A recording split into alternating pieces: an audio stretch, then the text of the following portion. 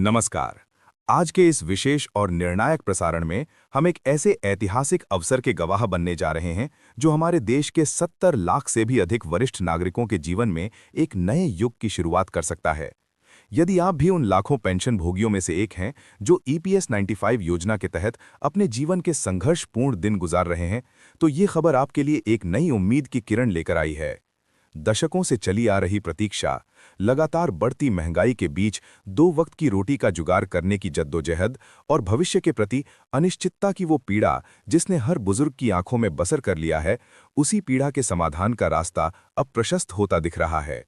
दिल्ली के सत्ता के गलियारों से आ रही विश्वसनीय जानकारियां ये संकेत दे रही हैं कि प्रधानमंत्री श्री नरेंद्र मोदी के नेतृत्व वाली केंद्र सरकार ने ईपीएस 95 पेंशन भोगियों के लिए एक ऐतिहासिक निर्णय लेने का मन बना लिया है। ये निर्णय सिर्फ कागजों पर लिखे वादों का पुलिंदा नहीं, बल्कि उन 70 लाख बुजुर्गों के बैंक खातों ने वास्तविक रूप से सकारात्मक बदलाव लाने वाला है, जिन्होंने इस देश की अर्थव्यवस्था की नींव को मजबूत करने में अपना पूरा जीवन समर्पित कर दिया। क्या वास्तव में 1 फरवरी को पेश होने वाले आम बजट में वित्त मंत्री निर्मला सीतारमण या स्वयं प्रधानमंत्री मोदी इस बदलाव की घोषणा करेंगे? क्या 1000 रुपए की पेंशन पर गुजारा करने वाले बुजुर्गों को सीधे 7500 रुपए मासिक पेंशन मिलना शुरू हो जाएगी? और क्या उन्हें महंगाई भत्ता यानी डीए का लाभ भी मिलेगा? ये वे प्रश्न हैं जो आज हर पेंशन भोगी के मन में उठ रहे हैं। आज के इस विस्तृत और गहन विश्लेषण में हम आपको उन सभी पहलुओं से रूबरू कराएंगे जिनके बारे में अब तक किसी भी मुख्यधारा के मीडिया ने आपको विस्तार से नहीं बताया होगा। हम उस गोपनीय अधिसूचना की बात करेंगे, उन शर्तों की चर्चा करेंगे और उस संभावित रूपरेखा को समझेंगे जो आपके जीवन को नई दिशा दे सकती है। इसलिए इस प्रसारण से अपना ध्यान एक पल के लिए भी ना हटाएं, क्योंकि यहाँ बताई जा रही प्रत्येक बात आपके भविष्य से सीधे जुड़ी हुई है। सबसे पहले हम उस निर्णायक आवाज की बात करते हैं जिसने इस पूरे आंदोलन को एक नई ऊर्जा और दिशा दी है।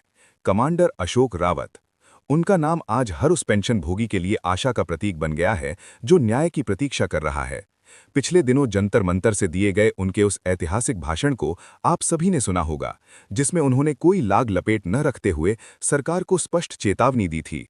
उन्होंने कहा था, अब बहुत हो चुका, अब और प्रतीक्षा नहीं।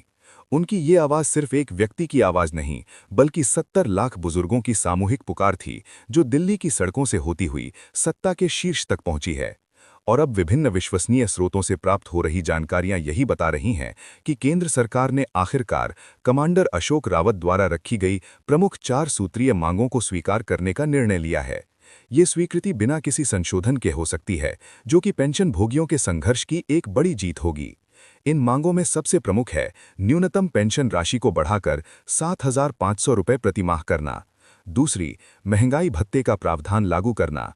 तीसरी, आयुष्मान भारत जैसी स्वास्थ्य बीमा योजना का लाभ देना। और चौथी, पेंशन राशि का पूर्वव्यापी लाभ यानी अरियर्स का भुगतान सुनिश्चित करना। लेकिन मित्रों, इस पूरे परिदृश्य में एक रहस्य और एक अनिश्चितता का पुट अभी भी बना हुआ है। क्या ये लाभ प्रत्येक ईपीएस 95 पेंशन भोगी को बिना किसी भेदभाव के मिलेगा, या फिर इसमें कोई नई पात्रता शर्तें जोड़ी जाएंगी? क्या पेंशन बढ़ोतरी केवल उन्हीं लोगों के लिए होगी जिनकी वर्तमान पेंशन 1000 रुपये है, या फिर अन्य श्रेणियों के पेंशन भोगियों को भी इसका लाभ मिलेगा? आइए हम आपको इन सवालों के जवाब की तह तक ले चलते हैं। सूत्रों के मुताबिक 1 फरवरी से लागू होने वाली नई व्यवस्था के तहत पेंशन प्रणाली को 3 प्रमुख स्तंभों पर पुनर्गठित किया जा सकता है। पहला और सबसे महत्वपूर्ण स्तंभ है पेंशन राशि में आमूल-चूल वृद्धि। इसके तहत वे सभी पेंशन भोगी जो वर्तमान में महज 1000 रुपये प्रतिमाह पेंशन पर अपना गुजारा करने को मजबूर हैं, उन्हें सीधे तौर पर 7500 रुपये मासिक की न्यूनतम पेंशन के दायरे में लाया जाएगा। ये उनकी आय में 7 गुने से भी अधिक की वृद्धि होगी, जो उनके जीवन स्तर में एक क्रांतिकारी परिवर्तन ला सकती है। सोचिए, जो बुजुर्ग आज दवाई और रोटी के बीच चुनाव करने को मजबूर हैं, उनके हाथों में अचानक इतनी राशि आ जाए तो उनका जीवन कितना सहज और सम्मानजनक हो सकता है। दूसरा स्तंभ है महंगाई भत्ते का ऐतिहासिक प्रावधान। ये वो मांग है जिसके लिए पेंशन भोगी दशकों से संघर्ष कर रहे हैं। ईपीएस 95 योजना की सबसे बड़ी कमी यही रही है कि इसमें महंगाई के साथ पेंशन राशि को समायोजित करने का कोई स्थायी प्रबंध नहीं था। लेकिन नई व्यवस्था में अब पेंशन भोगियों को भी केंद्र सरकार के कर्मचारियों और पेंशन भोगियों के समान महंगाई भत्ता दिया जाएगा। इसका सीधा अर्थ ये है कि आपकी पेंशन अब हर वर्ष महंगाई दर के अनुसार बढ़ती रहेगी। इससे न केवल आपकी क्रय शक्ति स्थिर रहेगी, बल्कि भविष्य में महंगाई बढ़ने के डर से आपको होने वाली मानसिक पीड़ा से भी मुक्ति मिलेगी।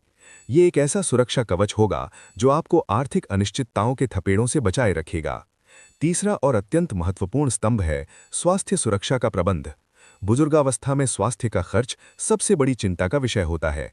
नई व्यवस्था के तहत ईपीएस 95 के सभी पेंशन भोगियों को आयुष्मान भारत योजना के साथ जोड़ा जा सकता है। इसका मतलब ये हुआ कि अब आप देश के किसी भी मान्यता प्राप्त सरकारी या निजी अस्पताल में 5 लाख रुपए तक का निःशुल्क इलाज करा सकेंगे। ये सुविधा न केवल आपको भारी भरकम में चिकित्सा बिलों के बोझ से मुक्ति दिलाएगी, बल्कि आपके परिवार की आर्थिक स्थिरता की रक्षा भी करेगी।